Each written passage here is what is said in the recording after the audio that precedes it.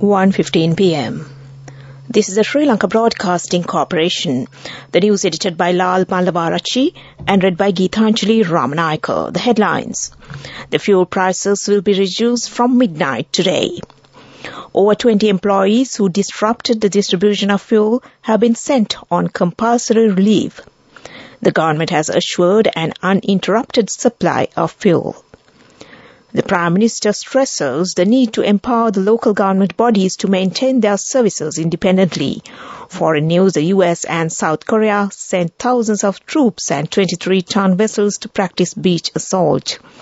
Sports, Sri Lanka were docked one ICC World Cup Super League point for slow over rate in the first ODI against New Zealand.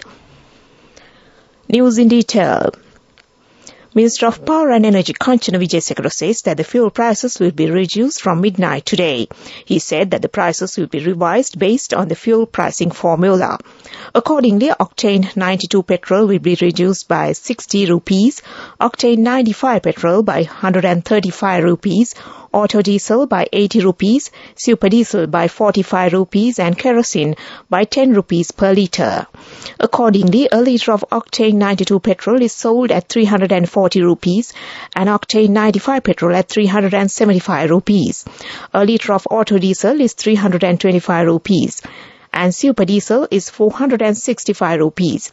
New price of a litre of kerosene is 295 rupees.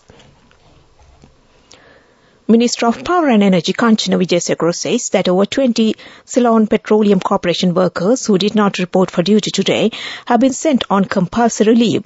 Speaking at a special press conference held this morning at the ministry's premises in Colombo, the minister stated that they have also been banned from entering the CPC premises. Earlier, the minister had called for a termination of employees and trade union activists of both CPC and the Ceylon Petroleum Storage Terminals Limited in the event they disrupt the distribution of fuel or hinder the work of other employees. Minister Wijesekara, the CPC and the government have assured an uninterrupted supply of fuel, adding that there is no shortage of fuel in the country and that distribution will continue as usual. This news broadcast comes to you from the Sri Lanka Broadcasting Corporation. Prime Minister Dinesh Gunawardena says that the central government annually allocates 1.6 million rupees to pay the monthly allowances of about 8,700 local government councillors in 341 local government bodies. At a discussion held with the officials of the Ministry of the Local Government recently, the Premier said that especially many out of the 24 municipal councils and 41 urban councils are able to earn a considerable income to maintain their service and activities. However, all the municipal and urban councils obtain funds for salaries and allowances of their councillors and employees from the central government. The Prime Minister pointed out that the traditional system should be changed and the local government institutions should be empowered to maintain the services on their own. The Premier stressed that the relevant officials should recommend positive proposals in order to make this endeavour a success. The Prime Minister requested the officials to take immediate actions to update the existing legal framework of the local government bodies. The funeral of the veteran vocalist and musician Professor Sanath Nandasri will be held at 5 p.m. on next Saturday at the Boralla Cemetery. His remains are now lying at his residence in Ambuldeniya, Nugegoda. The remains will be kept at the University of Visual and Performance Arts from 10 a.m. onwards on Saturday for public to pay last respect. Later, around 12:30 p.m., his remains will be brought to the Sri Lanka Broadcasting Corporation and a live broadcast of the funeral will be aired on the Sinhala National Service from 3 p.m. onwards. And that ends local news for now. The main news story is brought to you by Siddhalepa Veda Mahatmya. The Department of Examinations has announced that they are taking immediate steps to start marking the GCE Advanced Level Examination papers. The Commissioner General of Examinations, Amit Jayasundara, confirmed that once the current issues faced by the university lecturers are resolved, paper marking activities will begin.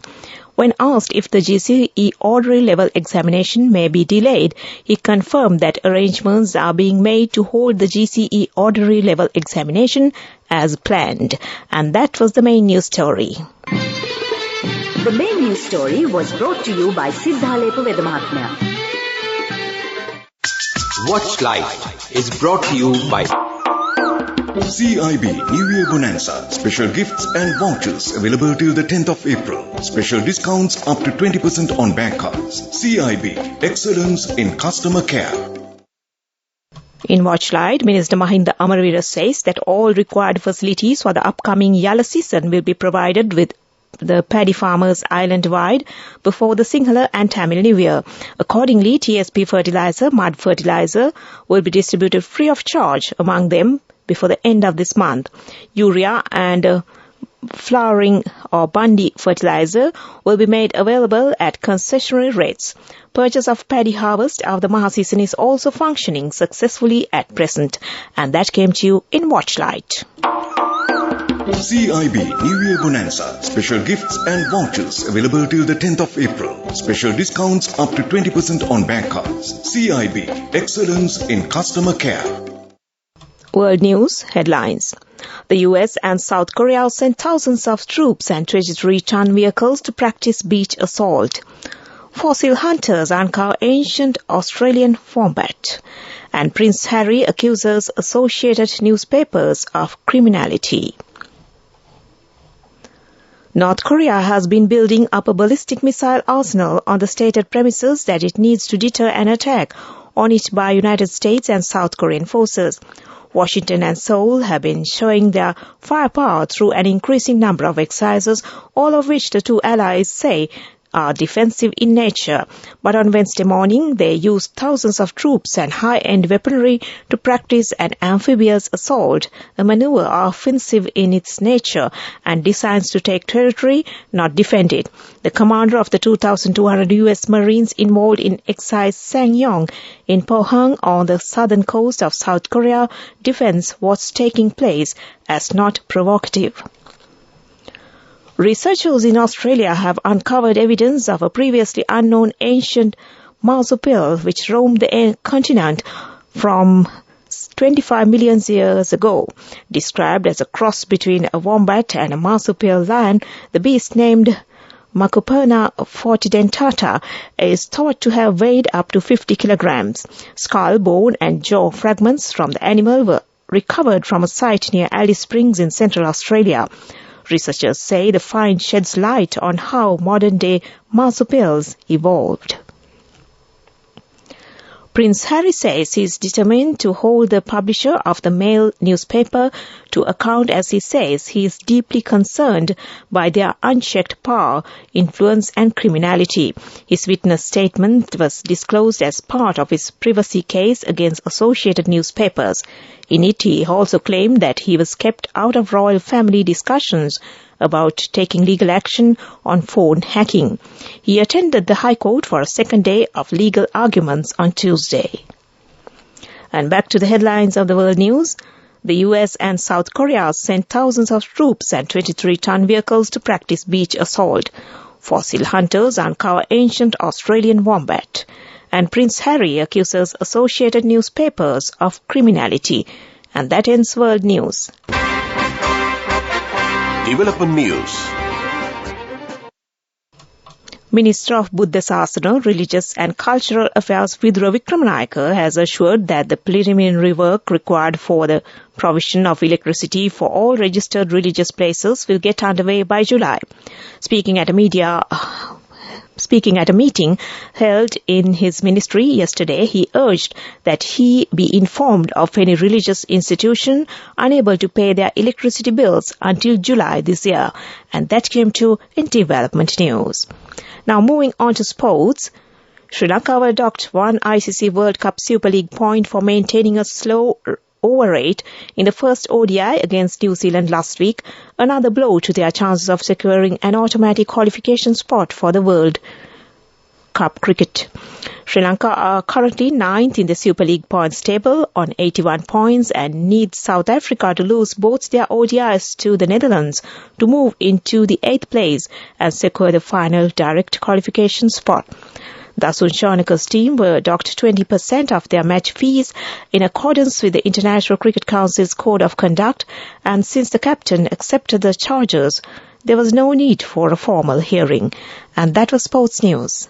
Senehase Dayada from NSB. NSB is proud to present the NSB Hapan account with a deposit of 2,000 rupees for all children born in March 2023 from NSB. Business News, sponsored by National Savings Bank, the safest place for your money. Sri Lanka's stocks closed weaker yesterday for the second consecutive session, mainly driven by month-end profit-taking by investors, according to brokers. The main all-share price index ASPI closed down at 0.56% on 51.81 points to 9,233.40. The market has been on a downward trend since last week as investors are adopting a wait-and-see approach until more clarity is given regarding local debt restructuring after the International Monetary Fund approved the extended loan facility. And that came to you in Business News. Business News, sponsored by National Savings Bank. Senehase Dayada from NSB. Commemorating International Women's Day and their 51st anniversary in March, NSB is proud to present the NSB Hapan account with a deposit of 2,000 rupees for all children born in March 2023. Enjoy a host of benefits throughout March. A tribute to motherhood and our future generation from NSB. Economic news, courtesy of... For the 5th consecutive year, LOLC is awarded People's Financial Services Brand of the Year at the 2022 Slim Kantar People's Awards. As the People's Financial Services Brand of the Year, LOLC continues to place the customer first. And this has won the hearts, minds and trust of Sri Lankans, with yet another prestigious award as proof of this lasting commitment. LOLC. Imagine the possibilities. In economic news, Ceylon tea production increased by 3.04% in February 2023 from a year earlier to 18.7 million kilograms, mainly on medium and low growns, slightly recovering from the fall last year due to fertilizer shortages and low rain, reports said. Sri Lanka's tea production for January 2023 was 19.14 million kilograms, down from 22.8 million kilograms in 2022. In February 2023, medium grown tea grew by 7.9% to 2.9 million kilograms, and low grown tea was up 3.16% to 11.35 million kilograms, according to industry data published by Forbes and Walker's tea brokers. And that was economic news. LOLC Finance is taking the power of innovation to the next level, winning 5 golds at the Technovation Awards 2022, leading the digital revolution with cutting-edge interbanking digital payments. LOLC Finance claims the overall gold award, whilst also claiming an extraordinary victory in digital banking. Weather report. On the weather report, the Met Department says showers or thundershowers may occur at a few places in the western, Sabaragama, Uva, southern and northwestern provinces and in the Kandy, Nuwara and Mana district during the afternoon or night. And that was the weather report. And prior to concluding this news broadcast, the headlines once again. The fuel prices will be reduced from midnight today. Over 20 employees who disrupted the distribution of fuel have been sent on compulsory leave. The government has assured an uninterrupted supply of fuel. The Prime Minister stresses the need to empower the local government bodies to maintain their services independently. And in foreign news, the US and South Korea sent thousands of troops and 23-ton vehicles to practice beach assault. Sports, Sri Lanka were docked 1 ICC World Cup Super League point for slow over rate in the first ODI against New Zealand. And with that, we end this news broadcast from the Sri Lanka Broadcasting Corporation and handing you back to Dilshan Dimel this Wednesday afternoon. Over to you, Dilshan. Thank you, Geetanjali. That was Geetanjali Ramanayaka with the main news broadcast at 1:15 p.m. So, Geetanjali, wishing you a pleasant and beautiful day ahead. So coming up next is Lunchtime Music on Radio Sri Lanka on 97.4 and 97.6 and on www.slbc.lk.